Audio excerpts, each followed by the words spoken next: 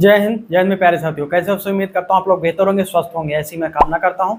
15 वर्ष से अधिक पुराने वाहन है आपके पास तो ध्यानपूर्वक इस वीडियो को देखिएगा। कुछ नए नियम यहाँ पर लागू किए गए हैं तो मैं आपको जानकारी देने का प्रयास करूंगा। चलिए स्टार्ट करते हैं। अगर आप लोग नए हो तो चैनल को सब्सक्राइब करके बेल आइकन को ऑन कर लीजिएगा ताकि ऐसी ही ट्रांसपोर्ट सेक्टर की आरटीओ की इन्फॉर्मेशन आपको फ्यूचर में भी मिलती रहा करे। देखिए, अगर आपके पास में 15 ईयर ओल्ड व्हीकल है तो आज के इस वीडियो में आप समझिए कि नवीनीकरण के लिए निजी वाहन और व्यावसायिक वाहन में क्या अंतर है, उसका नवीनीकरण आप कैसे करवा पाएंगे। यानी कि आरसी रिन्यूएबल री registration for private vehicle and commercial vehicle, what is the main difference in between. तो चलिए इसको बताते हैं। जैसे कि आपके पास में प्राइवेट गाड़ी है तो सबसे पहले उसको समझिए कि 15 वर्ष तो आपको पता ही है कि वो वैलिड रहेगा, पहला जो इनिशियल रजिस्ट्रेशन होता है प्राथमिक पंजीकरण। लेकिन 15 वर्ष के बाद में आपको 5 वर्ष का अतिरिक्त आप रिन्यूएबल करवा सकते हैं। ऐसा कोई जोर जबरदस्ती नहीं है कि आप 15 वर्ष तक ही गाड़ी चलाइए। यदि गाड़ी आपकी फिट फाइन है तो नेक्स्ट 5 सालों के लिए पंजीकरण आपका बढ़ा दिया जाता है। लेकिन इसमें आपको ये देखा जाएगा कि आपकी गाड़ी सही है, रोड पर चलने के लायक भी है या नहीं, तो फिटनेस इसमें जरूरी हो जाता है। तो इसलिए फिटनेस सर्टिफिकेट आपको हासिल करना पड़ता है। तो आप अपने आरटीओ में ले जाकर अपनी गाड़ी का फिटनेस टेस्ट जांच करवा लीजिए और अगर आपकी गाड़ी फिट होती है तो आपका पंजीकरण पुनः कर दिया जाता है। प्राइवेट वाहनों के लिए मैं जानकारी दे रहा हूँ, ठीक है। लेकिन कमर्शियल गाड़ी है तो ध्यानपूर्वक समझिएगा। कमर्शियल गाड़ियों के लिए नियम कुछ अलग है। वो उस प्रकार से है कि 8 वर्ष तक पुरानी गाड़ी है, खरीदने के 8 वर्ष तक प्रत्येक 2 सालों में आपको फिटनेस रिन्यूएबल करवाना पड़ता है। Fitness reciprocal to the registration certificate कर दिया गया है। तो प्रत्येक 8 वर्ष तक हर दूसरे वर्ष में आपको फिटनेस का रिन्यूएबल करवाना पड़ेगा। जब तक आपका फिटनेस वैलिड रहेगा तभी तक कि आपकी गाड़ी वैलिड रहेगी, आपकी आरसी वैलिड रहेगी। लेकिन 8 वर्षों के बाद में अगर आपकी फिटनेस आपको प्रत्येक वर्ष रिन्यूएबल करवाना पड़ेगा। ये नोट करिएगा यहाँ पर 8 वर्षों के बाद में कमर्शियल गाड़ी का फिटनेस प्रमाण पत्र जो होता है, फिटनेस सर्टिफिकेट, हर 1 साल रिन्यूएबल होगा और हर साल आपको रिन्यूएबल फीस देनी पड़ेगी। यदि आपकी गाड़ी फिटनेस में फेल हो जाती है, जैसे कि 10 वर्ष की आपकी गाड़ी है और फिटनेस टेस्ट में फेल हो गई, तो आपका जो है गाड़ी की वैलिडिटी भी खत्म मान के चलिए। तो ये मेन डिफरेंस है प्राइवेट और कमर्शियल गाड़ियों का रजिस्ट्रेशन करवाने के लिए 15 वर्ष के बाद में। तो यहाँ पर तो 15 नहीं, 8 ही वर्ष के बाद में उसका जो है हर दूसरे साल 8 वर्ष के अंदर रहेगी तो हर दूसरे साल रिन्यूएबल होगा और 8 वर्ष के पश्चात आपको हर एक साल पे आपको रिन्यूएबल करवाना पड़ेगा फिटनेस। और फिटनेस जब तक रिन्यूएबल होता रहेगा तब तक आपकी आरसी भी बढ़ती रहेगी। अगर आपकी गाड़ी 20 वर्ष तक फिटनेस रिन्यूएबल करवाने में सक्षम है तो आपकी आरसी भी 20 वर्ष तक वैलिड रहेगी कमर्शियल गाड़ियों के लिए, ठीक। ये नोट कर लीजिएगा। नेक्स्ट ये है कि आप जैसे कि नवीनीकरण करवाते हैं तो आप नवीनीकरण के लिए 1 महीना पहले भी आवेदन कर सकते हैं, कोई दिक्कत नहीं है। इसमें ग्रेस पीरियड आपको मिलता है तो ग्रेस पीरियड का फायदा उठाइए, 1 वर्ष पहले भी आवेदन कर सकते हैं गाड़ी का रजिस्ट्रेशन करवाने के लिए।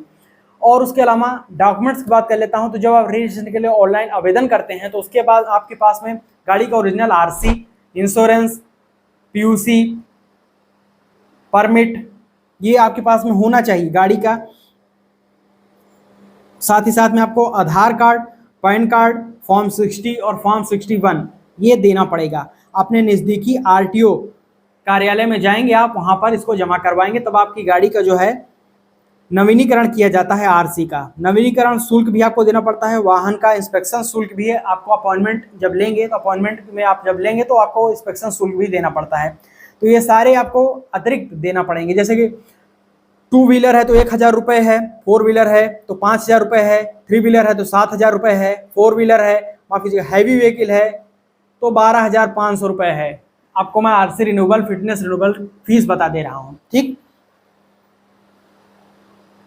नेक्स्ट बात कर लेता हूँ फिटनेस टेस्ट। तो फिटनेस टेस्ट गाड़ी का अनिवार्य है, जैसे कि मैं आपको बता दिया। वो कमर्शियल गाड़ी का मैंने आपको बताया, प्राइवेट गाड़ी का भी बता दिया। और उसके बाद में जो है व्हीकल स्क्रैपेज पॉलिसी भी आई हुई है, इसी ओल्ड व्हीकल रजिस्ट्रेशन से रिलेटेड है।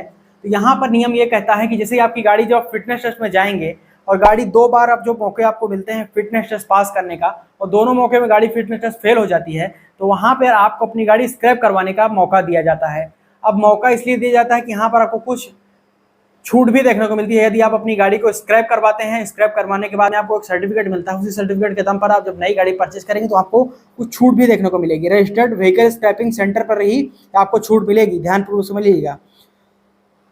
तो पुराने वाहनों के लिए एक निश्चित स्क्रैप कीमत मिलेगी, साथ ही साथ एक शोरूम कीमत लगभग 4 से 6% तक आपको माफ किया जाएगा नई गाड़ी खरीदने पर।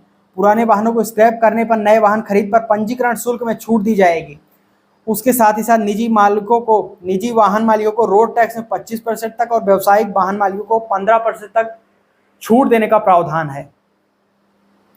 साथ ही ध्यानपूर्वक समझिएगा, वाहन निर्माता नए वाहन खरीदने पर 5% तक की छूट भी दे सकते हैं, बशर्ते आपके पास स्क्रैपिंग सर्टिफिकेट होना चाहिए, जो मैंने आपको बताया था। प्रक्रिया क्या रहेगी स्क्रैप करवाने की? सरकार द्वारा अनुमोदित स्क्रैपिंग सेंटर यानी कि रजिस्टर्ड व्हीकल स्क्रैपिंग फैसिलिटी पर आपको अपनी गाड़ी को लेकर जाना है। आवश्यक दस्तावेज जमा करना है, आरटीओ को वाहन को डी रजिस्ट्रेशन करवाना है, आरटीओ से वाहन को डी रजिस्टर करवाना है और स्क्रैपिंग सर्टिफिकेट प्राप्त करना है स्क्रैप करवाने के बाद में। ये उसकी प्रक्रिया है।